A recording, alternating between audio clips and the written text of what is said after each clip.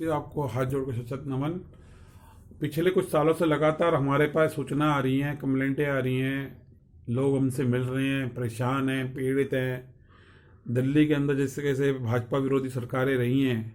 15-20 साल से, तो आपके सामने ही इसके परिणाम हैं कि दिल्ली में जो प्राइवेट हॉस्पिटल्स हैं ये लगभग जो है मनमानी कर रहे हैं और अपनी मर्जी मर्जी की वजह से आज इनका नाम मैं समझता हूँ बदल के चेंज कर देना चाहिए। चिकित्सा के नाम पे लूट तंत्र चल रहा है, लूट तंत्र के ये कार्यालय खुल गए हैं, कोई भावनाएं इनमें ख़त्म हो गई हैं बिल्कुल। जब एक आदमी कोई हॉस्पिटल में जाता है तो सबसे पहले ये उसको पता करते हैं और पूछते हैं काउंटर पे कि तुम्हारा इंश्योरेंस है कि इंश्योरेंस नहीं है। ये पूछना ही अपराध है, मैं ये कहता हूँ, क्योंकि इंश्योरेंस की बात करते ही इनके मन में भावना ये आ जाती है कि ये जो चिकित्सा सर्जिकल नहीं भी करवानी होती उसको कराने के लिए प्रेरित करते हैं, मनमर्जी करते हैं। सबसे ज़्यादा हद इस तक पार हो जाती है कि हजारों लाखों दिल्ली के अंदर जो लोगों का इलाज हुआ है सबसे ब्लैंक कागज साइन कराते हैं, कंसर्न ले लेते हैं अपनी मनमर्जी ब्लैंक कागजों पे, और उसको ब्लैंक कागजों को ये इस्तेमाल करते हैं जब इनसे कोई नेग्लिजेंस हो जाती है या कुछ भी होता है, और उसके ऊपर कुछ भी ये लोग भर लेते हैं। दूसरा केस सामने आई है कि जब इनके किसी डॉक्टर के, बड़े बड़े डॉक्टरों के नाम लिखे होते हैं और इनके पैकेज लाखों करोड़ों के अंदर होते हैं, और ये लोग क्या करते हैं कि जूनियर डॉक्टर रख लेते हैं और घर बैठे बैठे उनसे इलाज कराते हैं और एक एक दिन में अपने नाम से बहुत सारी विजिट्स लिखवा लेते हैं और घर बैठे टेलीफोन इंटरेक्शन पे आदमी का इलाज चलता है, जो कि एक बहुत गंभीर विषय है। जैसे गली में एक MBBS डॉक्टर बैठा होता है, उसकी 100 रुपये, 50 रुपये, 200 रुपये फीस होती है, मोहल्ला क्लिनिक में फ्री के अंदर बैठे हुए हैं, लेकिन आदमी हॉस्पिटल इसलिए जाता है क्योंकि हॉस्पिटल के अंदर एक्सपीरियंस डॉक्टर से उसका इलाज हो, पूरा स्टाफ हो, पूरे इक्विपमेंट हो। तो ऐसी चीज़ें बहुत ही गंभीर हो जाती हैं, जबकि ये इस तरह की नेग्लिजेंस ये बरतते हैं और अंदर ICU के अंदर, रूम के अंदर पेशेंट को जाने नहीं देते, उसके अटेंडेंट को। उसका राइट बनता है, फॉरेन कंट्री में बाकायदा रूल है और कंज्यूमर रेड्रेसल फोरम में रूल है कि अगर कोई भी वहाँ पे उसका कागज जिसके वो पैसे दे रहा है उसकी वो सभी रिपोर्टें उसको तत्काल डिस्चार्ज के ऊपर देनी चाहिए, लेकिन ये लोग नहीं देते हैं। खासतौर से जिन केसों में इनकी लापरवाही से मृत्यु हुई हो या इनकी लापरवाही से उसका कोई ऑर्गन डैमेज हो गया हो। तो ये जो लूट सन चल रहा है चिकित्सा के नाम पर, ये बहुत गंभीर विषय है। बहुत सारे घोटाले सामने आ रहे हैं और ये लोग यहाँ तक कि जो ESI के पेशेंट होते हैं उनके भी बिल ये जो है अनाप शनाप बढ़ा देते हैं, 20-20, 30-30, 40-50 हज़ार कैसे करते हैं। ज़्यादातर इरिटेट जनता होती है, अनपढ़ व्यक्ति होते हैं, उनको पता नहीं होता उनके अधिकार क्या है, फैक्ट्री काम करने लेबर को। और ये लूट तंत्र दिल्ली में चल रहा है। इनके सभी सरकारी जितने भी प्राइवेट हॉस्पिटल हैं, इनके खातों की जांच होनी चाहिए, दवाइयों की जांच होनी चाहिए, CCTV फुटेज की जांच होनी चाहिए, इनके सभी डॉक्टरों के मोबाइलों की CDR GPS की जांच होनी चाहिए कि जिस टाइम ये लोग विजिट करते हैं या शो करते हैं कागजों में या किसी ऑपरेशन की परमिशन देते हैं, किसी आदमी की मृत्यु होती है या इनकी वजह से किसी का ऑर्गन डैमेज होता है, तो ये उस टाइम उनकी लोकेशन कहाँ होती है और इलाज करने वाले डॉक्टर की क्वालिफिकेशन क्या होती है, और इलाज करने से पहले क्या ये उसको बताते हैं कि इसका इलाज सीनियर डॉक्टर नहीं करेगा, जूनियर डॉक्टर करेगा, और वहाँ नर्स की क्वालिफिकेशन क्या है, उसकी तनख्वाह कितनी है, ये सब कुछ मैंने भी नामी हॉस्पिटलों में देखा है कि जब आए दिन लोगों के अंदर जब रोष होता है, वहाँ पे लड़ाई झगड़ा होता है, बातचीत होती है, तो ये इन्होंने बकायदा बड़े बड़े बोर्ड लगा रखे हैं हॉस्पिटल के ICU रूमों के बाहर कि अगर कोई हॉस्पिटल संपत्ति तुमने तोड़ी तो तुम्हारे को थाने में कंप्लेंट कर दी जाएगी, तुम्हें जेल भेज दिया जाएगा, तुम पे फांसी पे लटका दिया जाएगा। बहुत सारे इस तरह की स्पेक्शन है, लेकिन कहीं ये नहीं लिखा होता कि अगर तुम्हारे पेशेंट के साथ यहाँ पे बड़े डॉक्टर का नाम लिखा है, जूनियर डॉक्टर इलाज कर रहा है, तुम्हारे साथ कोई और बॉडी ऑर्गन डैमेज हो गई है, कोई हॉस्पिटल वाला तुम्हें कागज नहीं दे रहा, तो तुम सीधा दिल्ली सरकार के स्वास्थ्य मंत्री को फोन करें, दिल्ली सरकार के सेक्रेटरी को फोन करें, वहाँ के थाने के उस एरिया के DCP को फोन करें, उस एरिया के ज्वाइंट CP को फोन करें, वहाँ के ACP को, SHO को, वहाँ के बीट अधिकारी के, उनके नंबर वहाँ नहीं लिखे होते। ये गंभीर विषय है। वहाँ ये नहीं लिखा होता कि आप 100 नंबर कॉल करके हॉस्पिटल के खिलाफ कंप्लेंट करें, क्योंकि ये लोग चाहते ही नहीं कि इनके खिलाफ कोई कार्रवाई हो। बड़े बड़े हाई प्रोफाइल ये लोग बन गए, 20-20 हज़ार, 15-15, 8-8 हज़ार, 10-10 हज़ार के कमरों का कराया है। उसके बाद नर्सिंग केयर लेते हैं, डॉक्टरों की फीस लेते हैं, चार्जेस, जो टेस्ट कराते हैं ECG वगैरह, जो लाखों रुपए के टेस्ट करा लेते हैं, उनकी कॉपियां तक ये 20-20 दिन तक नहीं देते। तो क्या आदमी का अधिकार रह जाता है प्राइवेट हॉस्पिटल में जाने के बाद? ये मैं आज दिल्ली की जनता, दिल्ली के मंत्री और सभी समस्त IAS IPS न्यायालयों से ये पूछना चाहता हूँ, क्यों इनके खिलाफ अनदेखी की जा रही है, इनके खिलाफ सख्त कार्रवाई क्यों नहीं होती, इनके खातों की जांच क्यों नहीं होती? उन सभी अधिकारियों के साइन इनके जांच करने चाहिए इन हॉस्पिटलों के अंदर। और इनके अंदर बाकायदा पार्किंग का माफिया एक्टिव हो चुका है। एक पेशेंट्स को देखने के लिए कई लोग आते हैं, उनसे कई कई बार दिन में आना जाना पड़ता है। ये हॉस्पिटल वाले इतनी तक दादागिरी दिखाते हैं कि जो इनका काम है, ये लोग प्रोफेशनल है, अगर कोई दवाई अरेंज करनी है तो ये लोग करेंगे। एक आम आदमी गाँव में अपनी जमीन बेच के यहाँ आके बैठा हुआ है, ये शहर का कोई आदमी जिसके ना जानकारी में, तो उस आदमी से ये कहते हैं कि तुम दवाई लेकर आओ, तो भैया ये करोड़ों रुपए के हॉस्पिटल में लाखों रुपए प्रतिदिन का देके यहाँ किस लिए आए हैं? इनके जो केमिस्ट है उनकी जिम्मेवारी होनी चाहिए, और उस दवाई को सही टाइम पे अरेंज नहीं होती तो उसके लिए उनके ऊपर जो है 304 का 302 का मुकदमा दर्ज होना चाहिए कि अगर तुम दवाई अरेंज नहीं कर सकते तो इलाज करोगे, और ऐसी परिस्थिति में इनके ऊपर हत्या का केस दर्ज होना चाहिए। जानबूझ के अपना पैसा कमाने के लिए एक आदमी गुमराह करके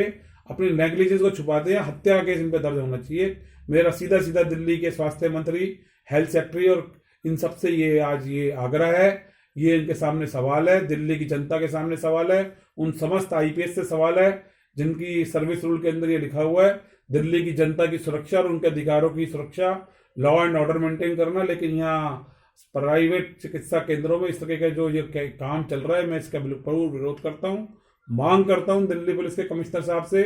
कि वो जो कि सीबीआई से आए हैं, उनसे बहुत उम्मीदें हैं, वो इन लोगों के खिलाफ जरूर देखें। जो दिल्ली के हेल्थ सेक्रेटरी हैं वो तत्काल आदेश जारी करें, समस्त खातों की जांच करें, और जो ब्लैंक कागजों पर साइन करते हैं समस्त सभी थानों के एसएचओ, इनके अपने जो डिवीजन अफसर हैं, बीट अधिकारी हैं, इनके थानों के अंदर जाएं और पिछले 5 साल के अंदर जितने पेशेंट के इलाज कराए हैं उनके स्टेटमेंट रिकॉर्ड करें और इनके लाइसेंस रद्द करें और इनकी जमीन जब्त कर लें, और इन सभी डॉक्टरों के नर्सों के खिलाफ केस दर्ज करें और इनकी संपत्ति जब्त करें। अगर ये साबित हो जाता है कि इन्होंने ब्लैंक कागज साइन कराए हैं बिगर बताए, तो ये चीजें आज मैं इस माध्यम से रखना चाहता हूं, और इसको कोई राजनीतिक रंग ना दें। सभी पार्टियों से उम्मीद है, भारतीय जनता पार्टी से,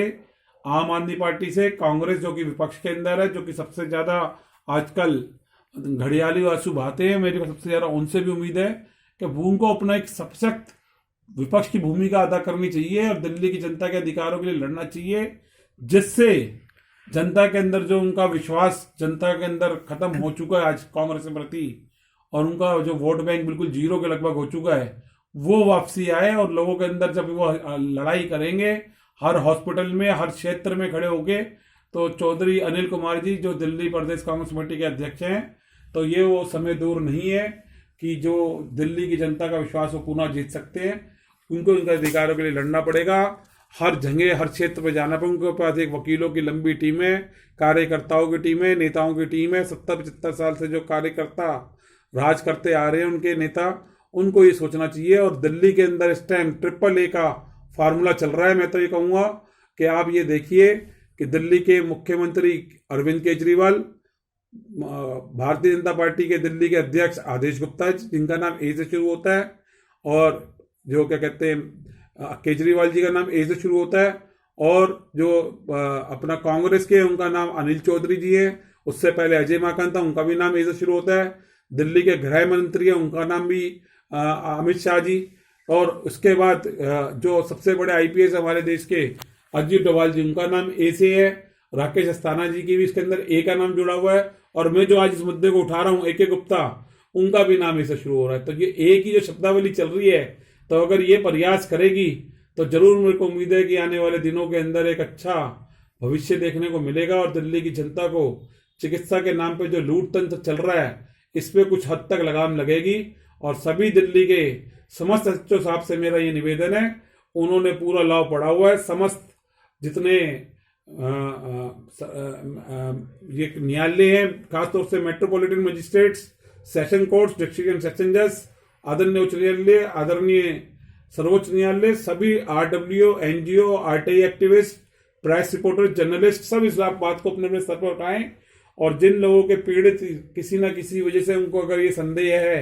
कि हॉस्पिटल की लापरवाही की वजह से उनके साथ ऐसा हुआ है कि उसको उनका जो परिवार है उसका कोई सदस्य चला गया है, और या कोई बॉडी का ऑर्गन डैमेज हो गया है, तो ये लगाम लगनी चाहिए। और इसके लिए मैं समस्त लोगों से अपील करूंगा, और सबसे ज्यादा मैं शकूर बस्ती विधानसभा के सबसे ज्यादा पढ़े लिखे और एजुकेटेड मैं जो एक विधायक भी रहे हैं और कई पदों पर रहे हैं, आदरणीय डॉक्टर SC वत्स साहब से मेरी ये प्रार्थना रहेगी कि वो ऐसे प्रतिभाशाली पढ़े लिखे हैं और डॉक्टर के ही पेशे से हैं। मैं उनसे खासतौर से हाथ जोड़ के रिक्वेस्ट करूंगा कि जनता के हितों के लिए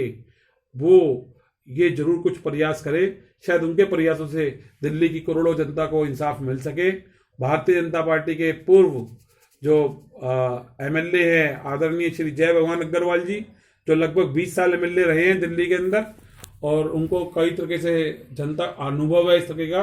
और दिल्ली की जनता के बहुत करीब हैं। 10 से 8 मैं समझता हूँ कि विधानसभाओं में उनका प्रभाव है, और दिल्ली के अंदर प्रदेश के स्तर के ऊपर भी वो पीछे सहयोग सेल के अंदर रहे अध्यक्ष, अनुशासन कमेटी के अध्यक्ष हैं। तो कई जगह उनका ऐसा अनुभव है कि दिल्ली की जनता के बहुत करीब है। और स्वयं शकूर बस्ती विधानसभा से सत्येंद्र जैन जो आम आदमी पार्टी जी से हैं, उनसे भी मेरा ये उम्मीद है कि भाई, और उनसे प्रयास है, और उनके खासतौर से पीए जो कमलेश जी हैं, और यहाँ शकूर बस्ती में जो एमसीडी वार्ड नंबर 66 से चुनाव लड़े हुए हैं सिम्मी गुलाटी जी, उनके जो एक और कार्यकर्ता है यहाँ पे, क्या कहते हैं, चरणजीत गुलाटी जी, उनसे मेरी बहुत उम्मीदें हैं कि वो भी बहुत प्रयास करते रहे हैं दिल्ली की जनता के और रानीबाग की जनता के अधिकारों की लड़ाई के लिए। एक और हमारे भाई थे आम आदमी पार्टी से मनोज मांझी, किसी कारणवश उनका कोरोना में देहांत हो गया, प्रभु उनकी दिवंगत आत्मा को अपने चरणों में स्थान दे। और दूसरा उम्मीद है मेरे को, ये आम आदमी पार्टी के विधायक श्री जितेंद्र सिंह तोमर जी, जो कि त्रिनगर असेंबली से पूर्व विधायक रह चुके हैं, वो भी बहुत प्रभावशाली हैं और उनका भी जनता से बहुत जुड़ाव रहा है, मेरा उनसे भी प्रार्थना है। साथ ही मेरी कांग्रेस से 2 बार चुनाव लड़े हुए शकूर बस्ती और त्रिनगर असेंबली से आदरणीय भाई कमलकांत शर्मा जी, उनसे भी मेरी ये प्रार्थना है कि वो भी अपने स्तर के ऊपर प्रयास करें। बहुत बड़े स्तर पे उनके अंदर दिल्ली के आईएएस और आईपीएस लॉबी में उनकी पकड़ है, केंद्रीय नेतृत्व में पकड़ रही है कांग्रेस के, तो वो भी अगर ये प्रयास करेंगे तो ये बड़ा माफिया है, उनसे लड़ने में प्रयास मदद जब भी मिल सकती है। और देश के सबसे वरिष्ठ जो कानूनी अधिवक्ता हैं 17 लाख, उनसे भी मेरा ये प्रयास है, खासतौर से रोहिणी कोर्ट बार एसोसिएशन जो हमेशा दिल्ली के हितों के जनता के लिए यहाँ के कानूनी अधिवक्ता प्रयास करते रहे, उनसे भी मेरी ये नम्र निवेदन है कि वो भी प्रयास करें। और फिर कांग्रेस के ही कई विधायक और पार्षद के चुनाव लड़े हैं उन्होंने शकूर बस्ती विधानसभा से, श्री चमनलाल शर्मा जी, और यहाँ के पूर्व पार्षद श्री देवराज अरोड़ा जी, और उनसे भी मेरी बड़ी उम्मीदें हैं कि ये सब लोग मिलकर, और भी ऐसी लिस्ट लंबी है, श्री सतीश लूथरा जी जो यहाँ से पार्षद का भी चुनाव लड़े हैं, वो भी बहुत प्रसिद्ध समाज सेवी हैं। तो जब ये राजनीतिक द्वेष भूल के जनता के हित के लिए काम करने का प्रयास करेंगे, और इस बड़े माफिया से अगर ये सब नेता मिलके अगर गठजोड़ कर लें और संकल्प ले लें कानूनी अधिवक्ताओं के साथ मिलके, तो वो दिन दूर नहीं है जब दिल्ली की जनता का करोड़ों अरबों रुपया जो ये लूट तंत्र चल रहा है चिकित्सा के नाम पे, इस पे लगाम लगाई जा सकेगी, और ये पैसा दिल्ली की जनता के विकास में लगेगा, और दिल्ली की जनता को कर से कुछ छूट मिलेगी इस लूट तंत्र का अगर बंद हो जाए। और केंद्र सरकार को भी फायदा होगा, क्योंकि जो इंश्योरेंस कंपनियों से भी ये जो लूट चलती है, इसका पैसा कहीं ना कहीं केंद्र सरकार के खिलाफ, केंद्र सरकार का पैसा जाता है, राज्य सरकारों का पैसा जाता है। और मैं तो कहता हूं कि इनके खिलाफ 304 का मुकदमा दर्ज करने के अलावा दिल्ली की और केंद्र सरकार के रेवेन्यू के साथ धोखाधड़ी चीटिंग करने का भी मुकदमा इन पे दर्ज होना चाहिए। और हर एक हॉस्पिटल के बाहर ये लिखा होना चाहिए, वहाँ के स्थानीय बीट अधिकारी का नंबर, डिवीजन अफसर का, वहाँ के एसएचओ का, एसीपी, डीसीपी, ज्वाइंट सीपी का नंबर, हेल्थ सेक्रेटरी का नंबर, स्वास्थ्य मंत्री का नंबर, और अगर वो फोन ना उठाए तो उनके ऊपर केस दर्ज होना चाहिए। उनके पास एसएमएस नंबर लिखा होना चाहिए, व्हाट्सएप नंबर लिखा होना चाहिए, ईमेल नंबर लिखा होना चाहिए, 100 नंबर जो 112 नंबर है वो लिखा होना चाहिए,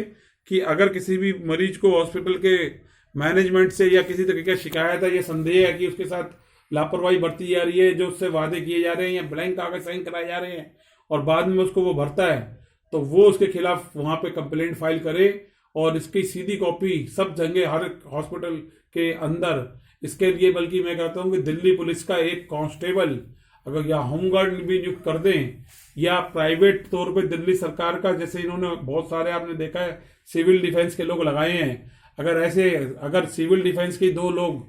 24 घंटे के लिए ड्यूटी पे लगा दें, अगर 8-8 घंटे की 3 शिफ्टों में, तो बहुत दिन दूर नहीं है जब दिल्ली की जनता गदगद हो पड़ेगी और कांग्रेस अपना पुनः जनता में जो उनका विश्वास खो गया उसको हासिल करने में कामयाब होगी। और भारतीय जनता पार्टी का भी जो आज पिछले 20-22 साल से दिल्ली के अंदर उनको मुख्यमंत्री के तौर पर नेतृत्व करने का मौका नहीं मिल पा रहा, वो मौका मिल पाएगा। इसी उम्मीदों के साथ आज मैं शब्दावली को विराम देना चाहता हूँ। जय हिंद, जय भारत, जस्टिस क्रांति जिंदाबाद।